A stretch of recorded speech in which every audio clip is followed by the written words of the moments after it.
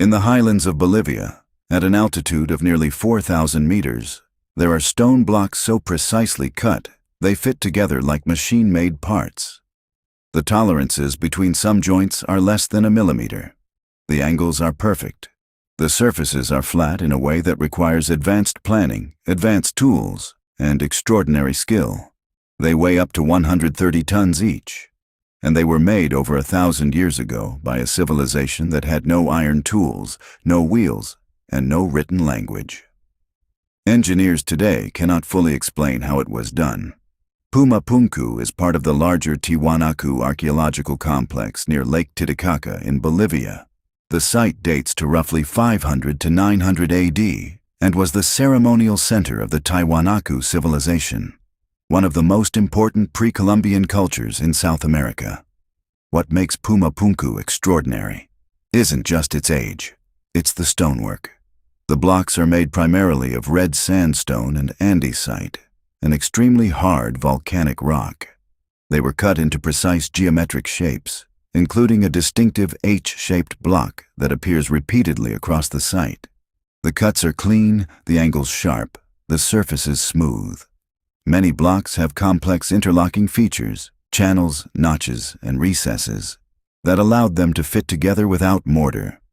Some of the andesite blocks weigh up to 130 tons and were transported from a quarry at least 10 kilometers away, across mountainous terrain, without wheels.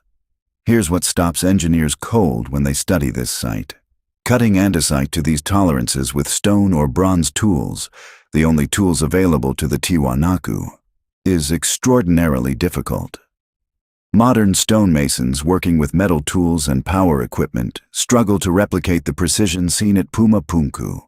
The surfaces show no chisel marks, no evidence of grinding, no tool signatures that clearly explain the method used. Experimental archaeologists have proposed techniques involving abrasive sands, copper tools, and patient labor. These methods can produce similar results, but they require enormous time, skill, and organization. The scale of Puma Punku suggests thousands of skilled workers laboring over generations. The transportation problem is equally daunting. Moving 130-ton blocks across mountainous terrain without wheels has been demonstrated as theoretically possible using sledges, rollers, and ramps. But the logistics of organizing and feeding a workforce capable of doing this at altitude remain staggering. The people who built Puma Punku were the Tiwanaku, a sophisticated civilization that dominated the Lake Titicaca basin for nearly 1,000 years. At their peak, they controlled a territory spanning modern Bolivia, Peru, Chile, and Argentina. They were remarkable engineers and agriculturalists who developed raised field farming systems that modern agronomists have studied and revived for their efficiency.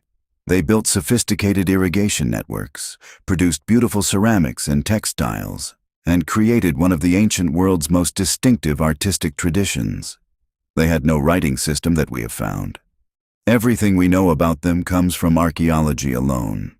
Around 1000 AD, the Tiwanaku civilization collapsed, almost certainly due to a prolonged drought that devastated their agricultural system. Lake Titicaca's water levels dropped dramatically. Without water, the raised fields failed. Without food, the population scattered.